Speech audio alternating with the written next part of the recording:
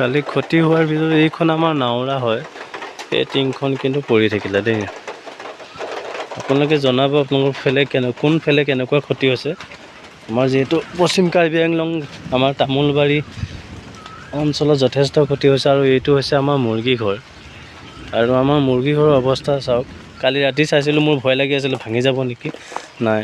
ইয়াত টিংপাত, সেইখন এখন টিংপাত একে উৰুৱাই লৈ গৈছে। আৰু ইয়াত আকৌ মুৰ্গী আছিলে, মুৰ্গী কেনেকুৱা হৈ আছে চালে গম পাম। ৰাতি চাইছিলোঁ, এই ঘৰটোহে দেখিলোঁ, মানে বৰষুণ কাৰণে নেচালোঁ। উমনিও লৈ আছিলে মুৰ্গীয়ে। ভাল হৈ থাকিবি আৰু সেয়া চাওক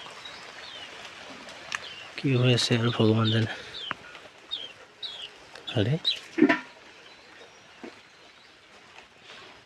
এই উমনি লৈ আছে, এই অৱস্থা নাই।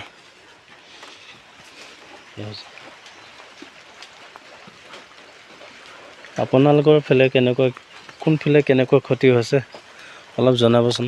কিন্তু যোৱা নিশাটো একদম ভাবিব নোৱাৰা ধুমুহা, মানে ভাবিব নোৱাৰা ধুমুহা বুলি কৈছে। সেই সিহঁতৰ ঘৰৰ ইটো এটা লেট্ৰিন ভাঙি পৰিলে, সেইফালে তামোল।